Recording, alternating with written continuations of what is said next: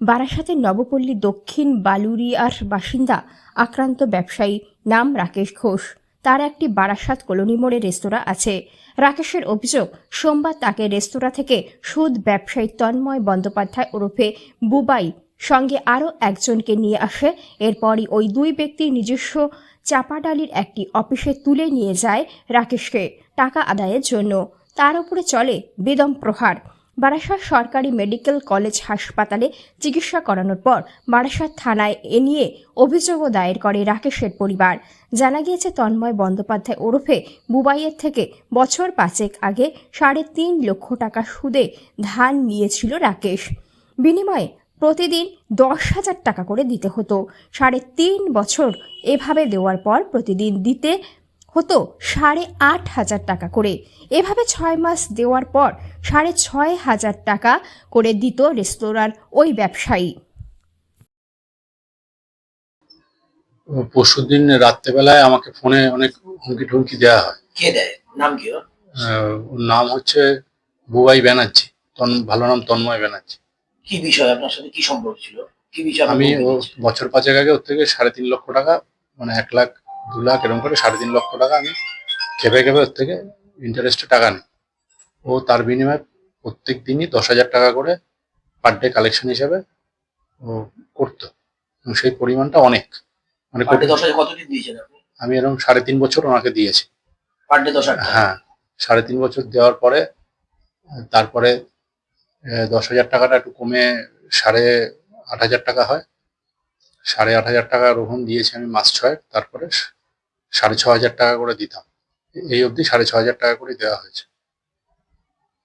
কোথাও গায়েও হাত তোলে, গায়ে হাত তোলে একটা অ্যাস্ট্রে ছুঁড়ে মারে, আমার কলার বোন লেগেছে, তারপরে কিলচর লাথি ঘুষি এসব মারার পরে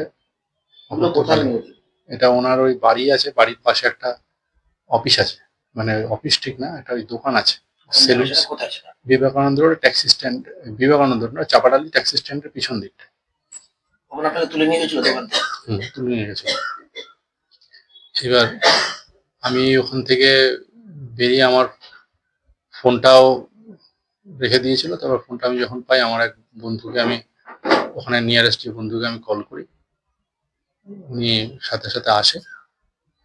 তো এসে আমার পরিস্থিতি দেখে আমাকে ওখান থেকে রেস্কিউ, দোকানের মালপত্র তুলে নেওয়া, তারপর দোকানের কর্মচারীদের গালিগালাজ করা, এই জন্য বহুত কর্মচারী কাজ ছেড়েও চলে যায়। মানে ওদের টাকার যে পরিমাণ, যেটা সেই পরিমাণ তো শোধ হয়ে গেছে বহু বছর আগে। চক্রবৃদ্ধি সুদ? হ্যাঁ, চক্রবৃদ্ধি সুদ। আর মানে ওদের এই টাকা পাওয়ার যে একটা মানে হয়ে অভ্যাস হয়ে দাঁড়িয়েছে, সেটা ওরা মানে অভ্যাসে পরিণত করে ফেলেছে। আর একটা জিনিস, একটা বিশেষ কাজে আমি ওর দোকানে গেছিলাম, খুব শর্ট টাইমেই গেছিলাম। তো ও খুব ব্যস্ত ছিল, একটা মানসিক চাপেই ছিল, ওকে দেখে বোঝা যাচ্ছিল পরিস্থিতি মানসিক চাপে রয়েছে। তো আমাকে ডেকেছিল, ও 1 লক্ষ টাকা ধার চাইছিল। কিসের জন্য? বললো একজনকে দিতে হবে। এলাম কে সে ব্যক্তি? তখন বললো এই তন্ময় ব্যানার্জি। এলাম কিসের জন্য? কিছুদিন আগে দিয়ে তুমি 1 লক্ষ টাকা তাকে দিলে, বলছে না আরো দিতে হবে, হচ্ছে না এতে। তো আমার টাইম খুব শর্টই ছিল, তো আমি বিস্তার আর শুনতে পারিনি, আমার কর্মব্যস্ততার জন্য আমি তখন ওখান থেকে বেরিয়ে যাই। ইন দ্য মেন টাইম ওর কাছে একটা ফোন আসে। আগের দিন একটা ফোন এসেছিল, সেটা আমাকে ও বলেছিল যে ওকে দেখা করতে বলেছে। In the meantime Rakesh ঘোষের কাছে ওর কাছে একটা ফোন আসে। আমি তখন প্রেজেন্ট, বসেই কথা বলছিলাম, চা খাচ্ছিলাম ওর দোকানে, যে ওকে ওর যে তন্ময় ব্যানার্জির যে শ্বশুর হরষিত মন্ডলের একটা ফোন আসে যে তুমি তাড়াতাড়ি আমার দোকানে চলে আসো, পাইনিয়ারের ওর দোকান কিনা, যে বুবাই ওর ডাক নাম, যার তন্ময় ব্যানার্জি ওর ভালো নাম, বুবাই ওর ডাক নাম, যে ওর কাছে তোমার যেতে হবে। তো ও বেরাবে, আমিও কাজে বেরিয়ে যাবো। তো এখন যাও কথা বলো। তা আমরা তো এসব বুঝি না, আমরা জানি মানুষ যদি ডাকে তার সাথে কথা বলতে যেতে হয়।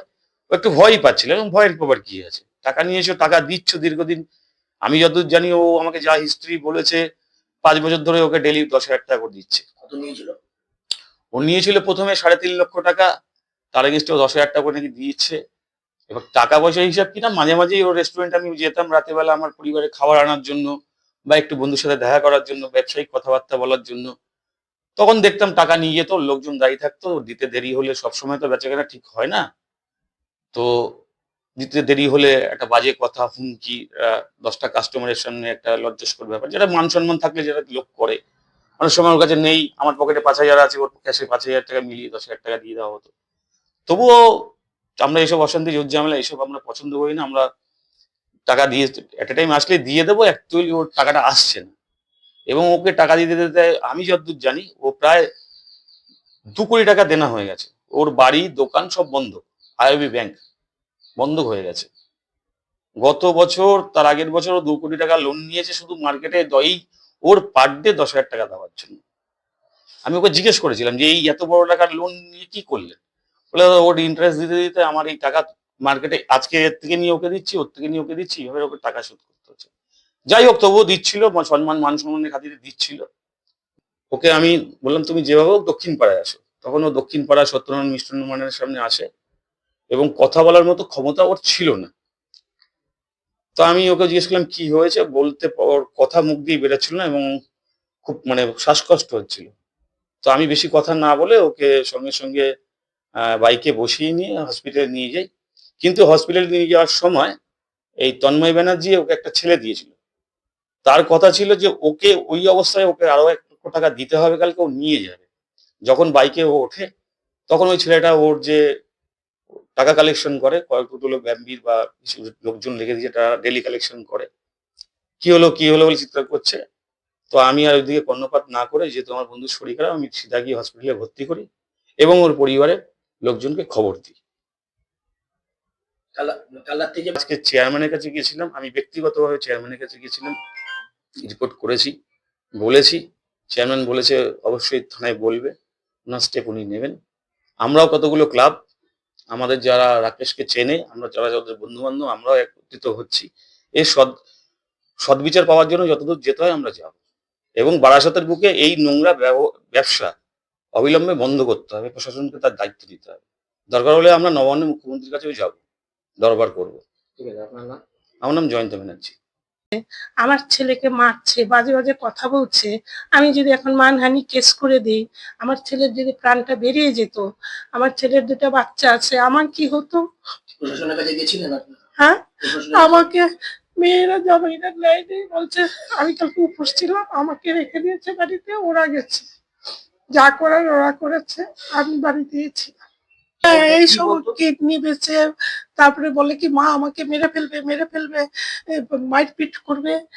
আমি বলি যে আমি আসবে, তোমার আসতে হবে না। ওর দুর্বলতার সুযোগ এরকম, ওর থেকে টাকাও নিচ্ছে, ওকে মারছো, আবার অকথ্য গালাগালি। আমি যত না জানি আমার বাড়িতে ভীত সন্ত্রস্ত ছিল? হ্যাঁ, ছেলে কি তাদের ভয়ে বাড়িতে ভীত সন্ত্রস্ত ছিল? ছেলে তো সবটা খুলে বলে না। যখন আমি শানুকে ডাক দিলাম, শানু আমাকে সবটা বললো, কাকিমা আমি সবটাই বলবো, দাদা ভাইয়ের কিছু হয়ে গেলে আমাদের তো পেটে লাথি মারলো, আমরা আমাদের তো এই যে কাজকর্ম করি, আমরা তো রুজটা পেলাম না, তাহলে আমাদের কি গতি হবে? আমি কই, আমাকে বললে লাভ হবে না, তোমরা এগুলি থানায় গিয়ে আপনার বলো। নাম? আমার নাম নমিতা ঘোষ। আপনারা কি চাইছেন মূলত? হ্যাঁ, আপনারা কি চাইছেন? আমি চাইছি আমার ছেলেকে যে মেরেছে সেটা ন্যায্য বিচার হোক। আর ও মেরেছে আর গালাগালি দিয়েছে, দুইটাই। মানও চলে গেছে, আমার থেকে টাকাও নিয়েছে, আমার ছেলেকে মেরেছে। এখন আইনের সাহায্যে ওকে যে ব্যবস্থা করতে হবে সেটাই আমি